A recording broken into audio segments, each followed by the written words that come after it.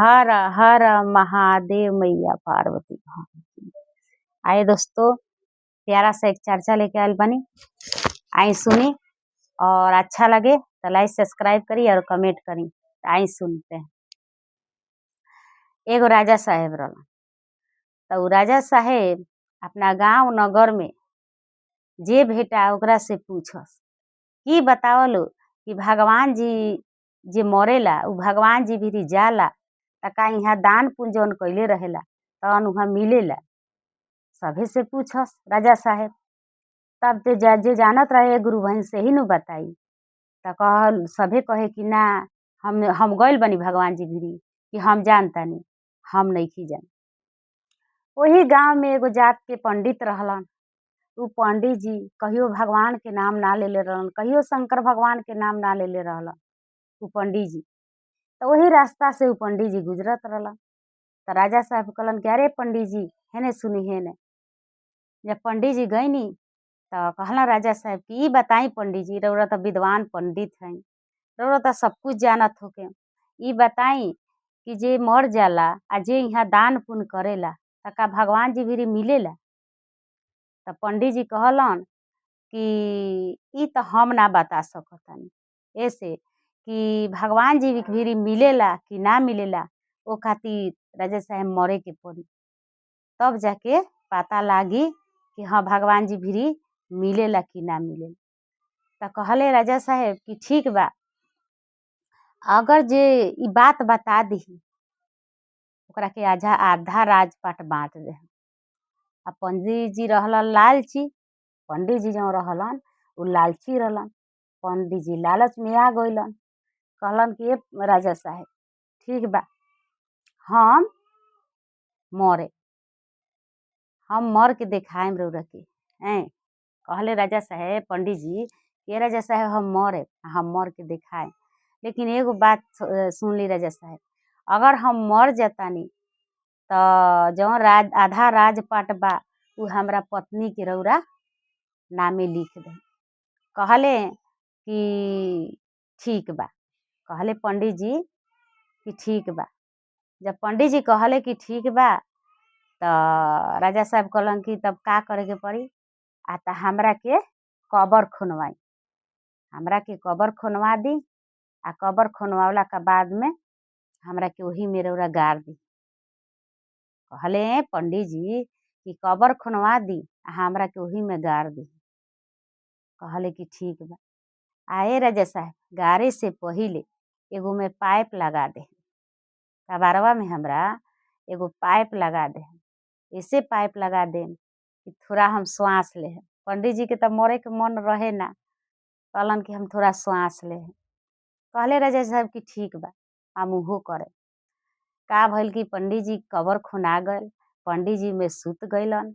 आ राजा साहब का कइलन कि एगो पाइप लगा देलन आ ऊपर से माटी भसा देलन।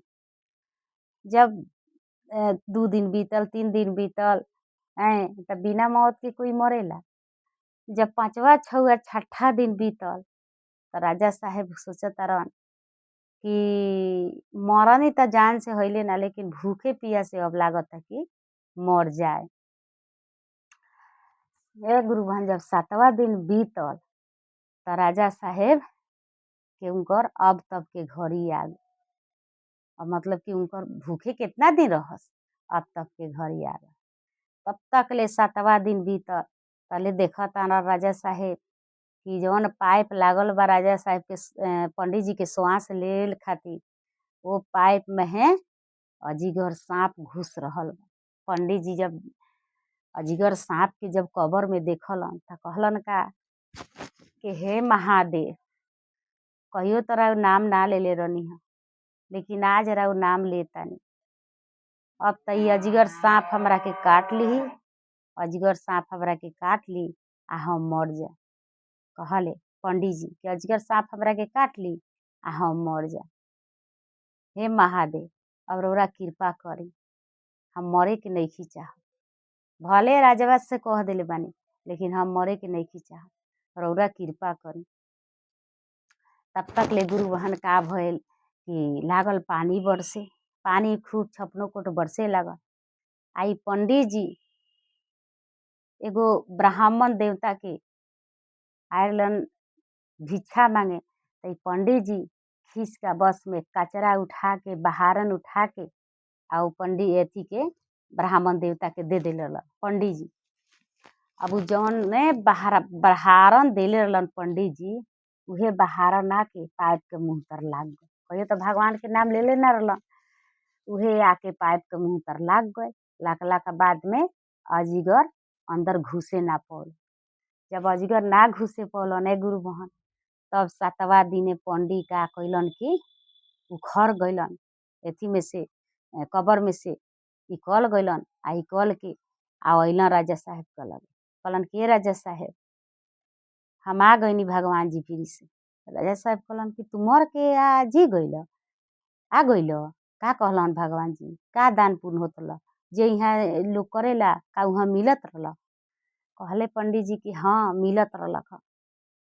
ऐसे देख का राजा साहब कहलन कि तू का देखल भगवान जी भिरी, तू का देखल।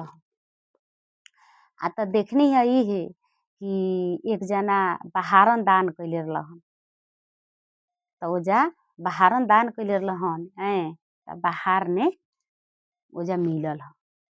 तो तू देखल ह? तो हाँ बहारन दान कैले रहलन बहार ने मिलल हटे। तब जाके पंडित जी की बात कहलन जब राजा साहब से, तो राजा साहब ई बात पतिया गइलन। आ पतियाला के बाद में आधा राजपाट पंडित जी के लिख देलन।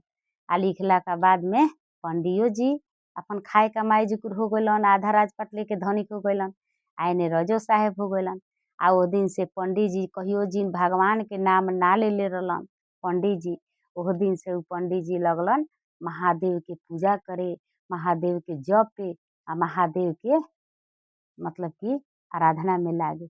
ए गुरु बहन कुछ नसीब बदलेला भगवानों के दरबार पर गैला से, आ भगवानों के चौकट पर माथा टिकला से कुछ नसीब बदलेला। तब प्रेम से बोली हर हर महादेव मैया पार्वती भवानी।